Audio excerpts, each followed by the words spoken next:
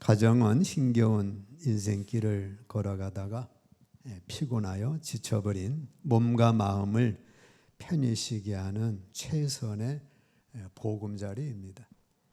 새들도 저녁이 되면 이제 보금자리가 있는데 우리 사람도 보금자리가 있어요. 그 보금자리가 가정입니다.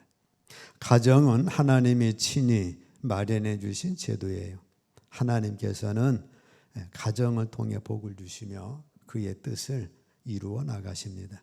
오늘은 문제가정, 좋은 가정에 대해서 말씀을 드리겠습니다. 문제가정은 화를 내고 욕하며 원망, 불평의 소리가 나는 가정입니다. 초대왕의 사울의 가정은 문제가정이었어요.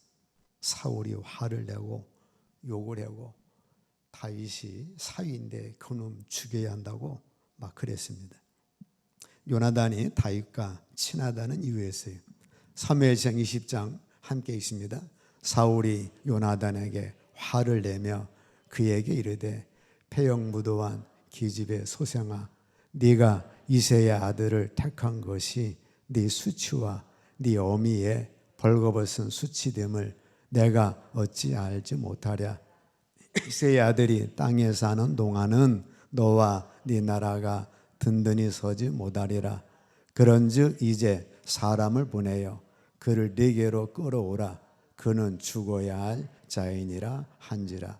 요나단이 다윗과 친했습니다. 그랬더니 사울 왕이 자기의 큰아들 요나단에게 화를 냈어요. 그리고 패역무도한 기집의 소생아, 이제 자기 아내입니다. 자기 아내 아들이니까 자기 아내를 패역무도한 기집이라고 하고, 네 어미의 벌거벗은 수치, 쌍스러운 욕을 한 거예요. 요나단에게도 하고 자기 아내에게도 해당되는 거죠. 이새 아들이 땅에 사는 동안은 그래서 끌어와라. 그는 죽어야 할 자다. 그래가지고 이 사울왕의 집에는 저런 말이 막 오고 갔습니다. 또 사울이 거짓말을 자주 했어요. 골리앗을 죽인 자에게는 재물과 딸을 주겠다고 그랬는데 다윗이 죽였잖아요. 안 줬죠. 또 다윗에게 딸 메랍 큰 딸을 주겠다고 했는데 안 줬습니다. 거짓말을 했어요. 물론 미갈은 시집 보냈는데 다윗에게 그것도 나중에 이제 다시 들여왔죠. 엔게디굴에서 자신을 살려준 다윗과 화해한 후에 나 너 이제 안 죽인다고 했는데 또 계속해서 죽이려고 했습니다. 사울은 7번이나 다윗을 죽이려고 했어요.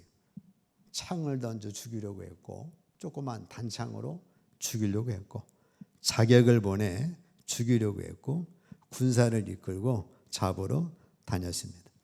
또 사무엘 선지자의 말도 듣지를 않았어요. 그 결과 사울은 왕으로서 실패하고, 가장으로서 실패하고, 남편으로서 실패하고, 아버지로서 실패합니다. 이제 길보아산 전투에서 세 아들과 함께 전사함으로 가문이 몰락을 하게 됩니다. 자, 다니엘의 가정은 좋은 가정이에요. 그 가정은 기도 소리가 있었고 감사 소리가 있었습니다. 다니엘서 6장 10절 함께 읽습니다. 다니엘이 이 조서에 왕의 도장이 찍힌 것을 알고도 자기 집에 돌아가서는 윗방에 올라가 예루살렘으로 향한 창문을 열고 전에 하던 대로 하루 3번씩 무릎을 꿇고 기도하며 그의 하나님께 감사하였더라. 다니엘이 사자굴에 잡혀서 던짐받게 되는 그 상황이 닥친 거예요. 그 상황이 닥친 걸 알면서도 자기 집에 돌아가서는 윗방, 맨 윗방에다가 기도실을 만들어 놨습니다. 예루살렘으로 향한 창문을 열고 전에 하던 대로 하루 3번씩 무릎을 꿇고 하나님께 기도하고 그 하나님께 감사를 했어요. 다니엘의 집에는 기도 소리가 하루에 3번은 기본적으로 났고 그의 하나님께 감사 소리가 났습니다. 아마 지금처럼 찬양이 많은 시대였더라면 아마 기타를 들고 찬양을 했을지도 몰라요. 바벨론의 포로로 끌려간 청년의 다니엘은 바벨론 포로의 극한 환경과 악한 자의 음모를 골방의 기도와 감사로서 분쇄하고 승리한 겁니다. 그 포로로 끌려간 그 상황 속에서 다니엘이 저렇게 된 거는 왜 그래요? 기도 수레가 있었고 감사 수레가 있었고 그의 집에는 윗방에 기도실, 기도처가 만들었던 거예요. 도저히 절망할 수밖에 없는 처절한 위기 앞에서도 다니엘이 담대할 수 있었던 것은 기도와 감사였습니다. 기도하는 자에게는 전신갑주를 입혀주셨으므로 굶주린 사자도 어찌할 수 없었고 저희 대적이 오히려 화를 입게 되는 거예요. 자, 여러분의 가정은 어떤 말이 많습니까?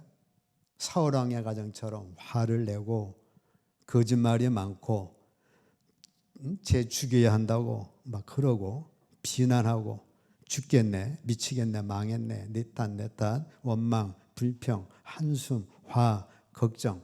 자, 이런 말이 많은 가정은 문제 가정입니다. 얼마 안 가면 위험한 환경에 닥치죠. 다니엘의 가정처럼 감사, 찬송, 기도소리, 웃음소리가 만나요.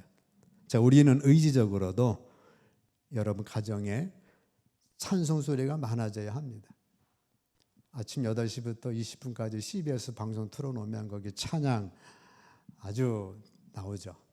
저는 화장실 가도 요새 앱이 많으니까 찬양 앱으로 머리 감고 뭐 그렇게 합니다. 화장실 가도 대부분은 말씀하고 찬양이 넘치고 산책, 등산을 해도 산책해도 이어폰 있잖아요. 집사람하고 딱 끼고 그래가지고 둘이 들으면서 가고. 자, 여러분 가정에 억지로라도 이런 찬양을 틀어놓고 말씀을 틀어놓고 듣고 이 집에 그러셔야 합니다. 그래야 좋은 가정이에요. 뭐 전쟁 영화 칼싸움 하는 거 막 그런 거 틀어놓고 그냥 막 다다다다 죽이는 거 틀어놓고 그러면 좀 덜 좋은 가정이 됩니다. 자, 여러분의 가정에 감사가 넘치고 기쁨이 넘치고 웃음이 넘치고 그러면 좋은 가정이 되는 거예요. 자, 두 번째 문제 가정은 죄를 숨깁니다. 잠언서 함께 읽습니다. 자기의 죄를 숨기는 자는 형통하지 못하나 죄를 자복하고 버리는 자는 불쌍히 여김을 받으리라. 죄를 숨기는 가정은 문제 가정입니다. 죄를 숨긴다고 하는 건 죄에 빠져 있으면서 그것을 가볍게 여기거나 변명하거나 심지어 부인할 뿐 아니라 그로 인한 비난을 다른 사람에게 전가하는 거예요. 모든 숨겨진 죄의 문은 마귀가 침투하는 문입니다. 죄는 숨길수록 죄는 우리를 더욱 지배합니다. 죄를 짓는 것이 아니라 고백하지 않는 거예요. 숨겨진 죄는 원수 마귀가 지배하는 거예요. 자, 죄를 숨기는 어두운 방이 있죠. 문을 딱 잠그고 그러면 이제 거기에 마귀가 마음껏 그를 조종한다 그 말입니다. 은밀한 공간은 원수 마귀가 아무런 저항 없이 일합니다. 교묘한 전략이죠. 숨겨진 죄는 비밀로 조용히 죄책감과 살게 합니다. 마귀는 인간이 조용한 걸음으로 지옥을 향하기만 해도 만족해 합니다. 숨겨진 죄는 그런 작은 걸음 중 하나입니다. 하나님과의 단절을 향해 가는 길이에요. 아내 몰래 뭐 이렇게 뭐 한다, 뭐 남편 몰래 뭘 한다, 부모 몰래 뭘 한다. 자, 이런 숨겨진 죄 속에는 이 문제 가정이 있다 그 말이죠. 게하시가 이 엘리사의 종이에요. 나만이 왔다가 이제 병을 고침받고 돌아가는데 병 고치러 왔을 적에 선물을 많이 가지고 왔습니다. 근데 엘리사가 하나도 안 받았어요. 그랬더니 이 게하시가 아유 저걸 왜 안 받아? 돌아가는 길에 이제 게하시가 막 쫓아가 가지고 장군님 지금 두 사람 청년이 왔는데 그들에게 예물이 필요하다고 우리 주인님이 말씀하시는데 그 예물 좀 달라고. 그랬더니 나아만이 너무 신나가지고 은을 주고 은 1달란트와 옷 2벌을 줬습니다. 나아만 이제 게하시가 두 종이 그걸 가지고 와가지고 게하시 집에 딱 숨겨놓고 그리고 엘리사한테 간 거예요. 엘리사가 그걸 다 알았습니다. 하나님의 은혜로. 어디 갔다 왔느냐? 그냥 뭐 볼일 봤습니다. 그로 인하여 이 나하만의 문둥병이 이 게하시에게 간 거예요. 게하시는 10계명의 탐심, 9계명의 거짓말, 8계명의 도둑질을 숨겼어요. 숨긴 죄값으로 인하여 그렇게 저주받은 병을 여겼던 문둥병에 걸리게 된 것입니다. 다윗 밧세바와 불륜의 죄를 지었죠. 임신하자 그 죄를 숨기려고 우리아에게 특별 휴가를 주고 뜻대로 안 되자 우리아를 전쟁터에서 전사를 시킵니다. 욕심이 잉태하여 죄를 낳고 죄가 장성해서 죽음을 낳은 거예요. 다윗은 우리아를 죽였고 자신의 계획대로 잘 진행되었다고 생각을 했습니다. 다윗은 살인죄 6계명 지었죠. 7계명 간음죄 지었고 탐심의 계명을 10계명 10번째 계명을 어겼습니다. 하나님은 10개월 동안 기회를 주었는데 다윗은 10개월 동안 죄를 숨겼다고 이제 됐다라고 그렇게 자신하고 있었습니다. 하나님은 나단 선지자를 통하여 책망하셨고 그 죄를 숨긴 대가는 상상을 초월했어요. 밧세바와 낳은 아들이 죽고 압살롬이 큰형 암논을 죽이고 압살롬이 셋째 아들인데 아버지를 반역하다가 죽임을 당하고 넷째 아들 아도니아도 또 솔로몬에게 죽임을 당하는 이런 비참한 결과가 그 집안에 일어나게 됩니다. 하나님의 은혜로 죄는 용서됐지만 그 대가는 아주 컸어요. 자, 많은 가정이 죄를 숨김으로 파괴됩니다. 마귀는 작은 죄라도 숨기기를 바라요. 죄를 숨기는 건 보호 같지만 결국은 파괴합니다. 아간도 그 숨겼다가 자기 아들 더불어 온 가족이 다 멸망당했죠. 아나니아 삽비라도 죄를 숨겼다가 부부가 함께 죽음을 당하게 됩니다. 자, 죄를 숨기는 건 문제 가정이고 복이 안 된다 그 말입니다. 좋은 가정은 죄를 자복하고 버리는 거예요. 회개는 어두운 것을 빛으로 드러내는 거예요. 고백은 자신을 드러내는 겁니다. 그러면 깨끗게 해주시는 거예요. 여러분 주일날 오셔가지고 죄를 자복하면 빛으로 나오는 거고 죄를 자복하면 하나님 용서해 주시고 그로 인하여 우리는 불쌍히 여김을 받은 것 더불어 하나님의 은혜와 축복을 받게 됩니다. 고백하면 원수가 힘을 잃어요. 숨기면 죄가 지배합니다. 죄를 자백하고 버리는 것은 회개하는 거예요. 하나님 앞에 죄를 감추거나 변명하지 않고 고백하고 회개하면 하나님께 용서받고 불쌍히 여김을 받습니다. 그러나 자기의 죄를 인정하지 않고 온갖 변명을 하며 합리화시키는 사람은 버림을 받는 겁니다. 그래서 우리 하나님께 숨겨진 죄가 있다면 자백하고 용서를 받으셔야 합니다. 함께 읽습니다. 만일 우리가 우리 죄를 자백하면 그는 미쁘시고 의로우사 우리 죄를 사하시며 우리를 모든 불의에서 깨끗하게 하실 것이요. 우리 원죄는 예수 믿음으로 다 해결됐잖아요. 자범죄는 있습니다. 그때마다 자백하면 하나님은 미쁘시고 의로우사 여러분의 죄를 사해 주시고 사해 주신 것 더불어 우리 모든 불의에서 깨끗하게 하실 것이요. 점점점 그 죄를 버려나감을 통해서 하나님 앞에 더 합당한 자로 세워주시는 거예요. 그냥 반복해서 이 자백이 아니고 정말 믿음을 고백하면 자백하면 하나님의 은혜로 그 죄에서 벗어나는 겁니다. 10번 거짓말했다면 7번 줄어들 거고 나중에 5번, 2번 나중에는 거짓말을 안 하는 사람으로 변화된다 그 말이죠. 자, 자녀는 야단을 맞더라도 숨겨진 죄를 부모에게 자백해야 합니다. 술 마셨습니다. 담배 했습니다. 마약을 했습니다. 모의 중독 현상이 있습니다. 이성 문제가 있습니다.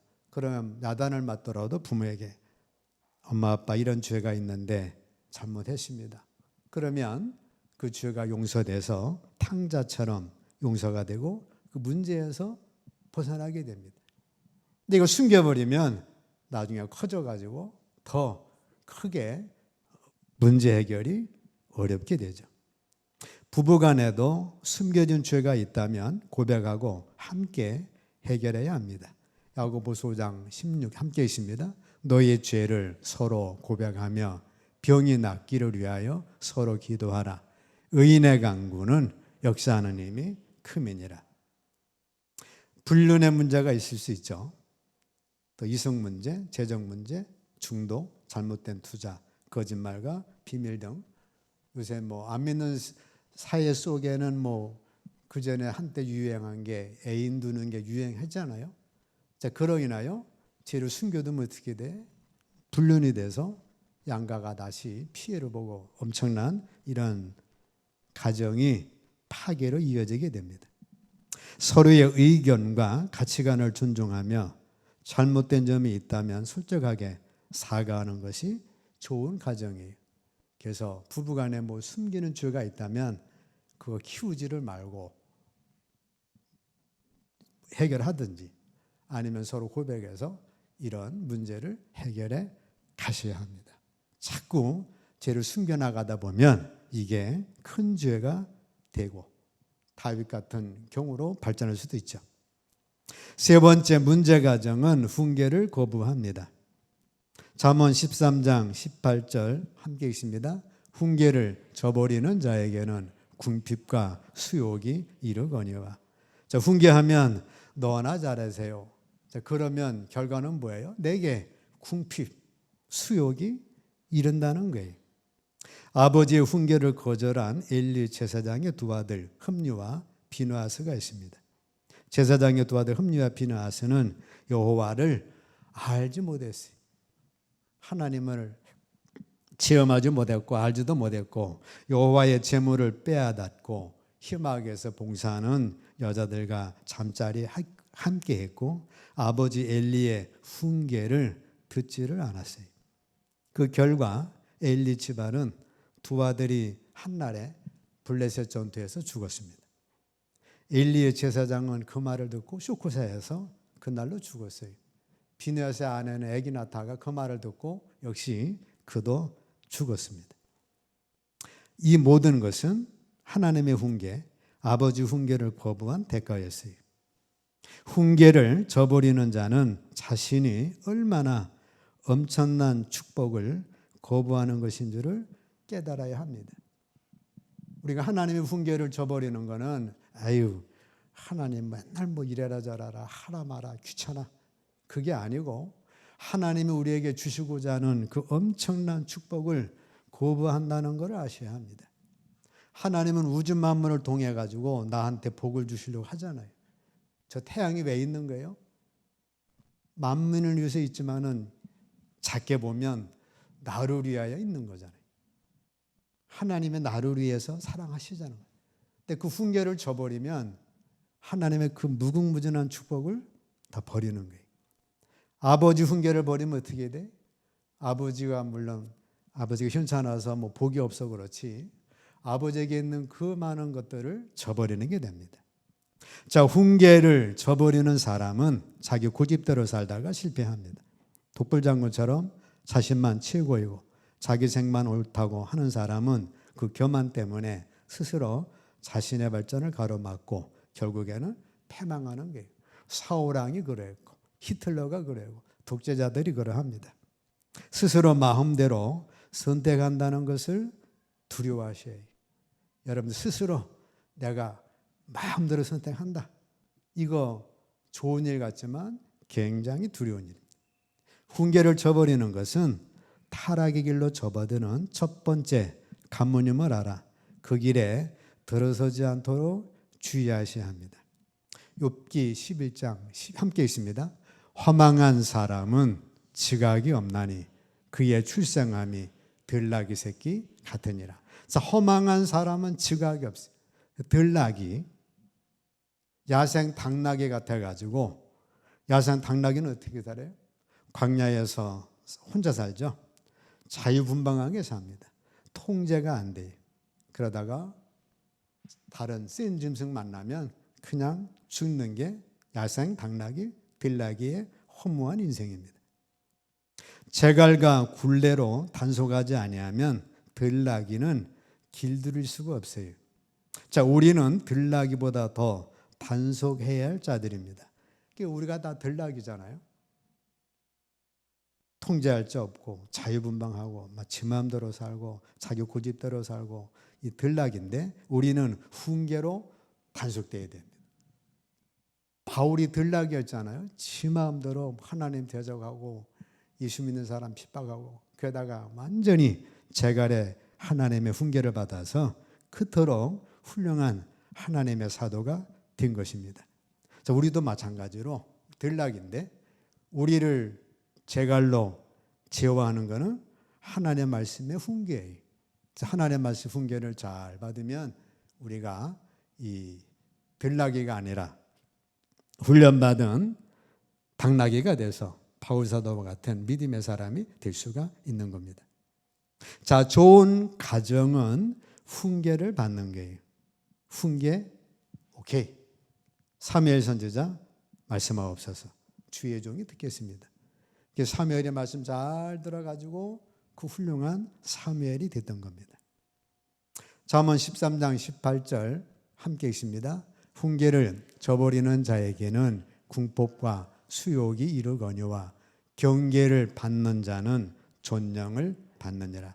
경계는 훈계인데 훈계를 받는 자는 존령을 받는다는 겁니다.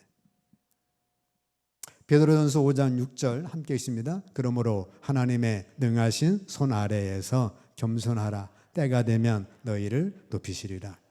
하나님께서 우리를 높여주시는 어느까지 높여주시는 거예요? 하나님의 보좌까지. 이 땅에서는 존귀하고 영화롭게 높여주신다는 겁니다. 저기 훈계라고 하는 것은 엄격한 감시하에 훈련을 뜻합니다. 걸핏하면 호통을 쳐대는 군사훈련. 군사훈련 조교해가지고 막 마음에 안 들으면 야, 저 산 돌아와. 그러면 산 꼭대기 갖다 내려와야 되고 야, 물에 들어가. 그러면 물에 들어가 코 박고 막 이러는 게 이게 군사훈련이죠. 지옥훈련, 특수훈련. 그거를 말하는 거예요. 겸손한 마음으로 우리가 하나님의 훈계, 군사훈련 받는 것처럼 하나님의 훈계를 받으면 하나님께서 우리를 존영케 해주시겠다. 존귀하고 영화롭게 해주시겠다는 거예요. 다윗이 하나님의 군사훈련 받았잖아요. 사울에게 계속 쫓김받게 하고 바세바 잘못한 걸 엄청나게 두드려 맞고 그러다 보니까 다윗은 늙도록 부하고 존귀한 자로 그가 축복을 누릴 수가 있었던 거예요. 요셉도 마찬가지죠. 그 젊었을 때 애굽의 종살이부터 해서 혹독한 훈계를 통해서 요셉은 이집트의 총리가 되고 그 영화를 누릴 수가 있었던 거예요. 욥도 마찬가지죠. 그냥도 동방의 부자였는데 그 혹독한 훈련을 받고 나니까 갑절이 됐으니까 이건 뭐 갑부여 갑부가 돼서 그 종교와 영화를 누렸는데 그 훈련은 아주 혹독했습니다. 자, 우리 신앙생활하면서 우리 하나님의 훈계를 마음에 들으면 받았다가 마음에 안 들으면 그만두고 그러다 보면 우리에게는 이 존령에 이룰 수가 없는 거예요. 존령에 이루려면 어떻게 하셔야 돼요? 하나님의 훈계를 받아라. 어떻게 받으셔야 돼? 군사훈련처럼 혹독한 훈련처럼 여자분으로 치면 아주 엄한 시어머니 밑에서 혹독하게 며느리 훈련 받으면 그러면 우리를 어떻게 된다고요? 다윗처럼 요셉처럼 욥처럼 존귀하고 영화로운 자로 축복해 주시겠다는 겁니다. 자, 축복의 가정을 이루고 복된 인생을 살려면 교정을 받으셔야 합니다. 그래서 하나님께는 우리가 훈계를 받고 사람 속에서는 교정을 받자는 거예요. 의지를 가지고 체계적으로 다른 사람의 교정을 달게 받으라. 가볍게 취급당하지 않고 존중받는 사람이 되려면 내 자아를 타인의 자아에 복종시키는 훈련으로 내면이 빚어지는 수밖에 없습니다. 그래서 교회 안에서 가능합니다. 하나님의 말씀으로 잘 받아서 또 목사님이 부족해도 그 말씀을 잘 받으면 내가 교정이 되는 거예요. 아울러 성도 간에도 교정이 되고 또 여러분들이 목사님 이게 더 좋겠습니다. 그러면 저도 교정이 되는 거고. 그래서 우리는 교회 안에서 서로 간에 이 진리 안에서 권면을 받음으로 교정을 받을 수가 있는 거예요. 그러면 얼마나 멋진 우리 크리스찬 되겠습니까? 부부 사이에도 가능합니다. 단 배우자에게 안심하고 나를 교정할 수 있게 해줘야 합니다. 사랑하는 마음으로 존중하는 마음으로 받을 때 좋은 아내, 남편이 될 수가 있습니다. 바보 온달과 평강공주죠. 바보 온달이 평강공주의 교정을 잘 받았어요. 공부하자. 공부해가지고 깨우치고. 무술 시합 연습하세요. 무술 연습하니까 장군이 되고. 이래가지고 이 바보 온달이 평강공주 교정을 받아가지고 장군이 된 거예요. 자, 우리가 아내의 교정을 받으면 얼마나 멋진 남편 되겠어요. 또 반대로 아내가 남편의 교정을 받으면 또 아내가 얼마나 멋진 아내가 되겠어요. 자녀가 부모 교정 받으면 멋진 자녀가 될 거고 자녀도 마찬가지죠. 엄마 아빠 이렇게 한 게 더 좋겠습니다 하고 교정을 받으면 그 부모 역시 얼마나 멋있는 부모가 되겠어요. 자, 우리는 하나님께는 훈련받고 서로 간에 어떻게 하자고요? 교정을 받자. 너나 잘해.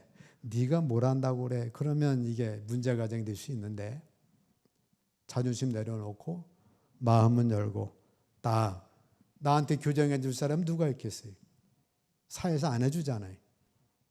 그러나 하나님 말씀 앞에서 아내의 교정을 받고 남편의 교정을 받고 부모 교정을 받고 자녀 교정을 받고 우리 교회 안에서 성도 간의 교정을 받는다면 정말 멋있는 우리 크리스찬이 될 거예요. 자, 그리스도인 친구끼리도 가능하죠. 가능하긴 한데 이런 이 친구 사귄다는 게 쉽지 않죠. 우리 조회 좋은 관계도 그렇고 어쨌든 이것도 가능한 거예요. 그래서 이렇게 했으면 좋겠다. 받아들이면 얼마나 멋지겠습니까? 자, 우리 스스로를 낮추고 다른 사람들이 조언에 귀를 기울였다라면 교정을 잘 받는다면 훌륭한 가정, 가장 현수간 아내, 건강한 자녀들로 좋은 가정을 이룰 거예요. 그래서 가장이 훌륭하고 아내는 포도 열매 같은 아주 생명나무 열매를 맺고 자녀들은 감람나무 순처럼 자라서 감람나무는 2000년도 살잖아요. 그렇게 번성해서 가족을 살리는 그런 자가 될 수가 있다는 거예요. 자, 오늘 말씀은 문제 가정이 있습니다. 좋은 가정이 있어요. 우리는 좋은 가정을 얼마든지 이루면서 살 수 있는 축복이 있습니다. 그 축복 누리시기를 주의 이름으로 축복합니다.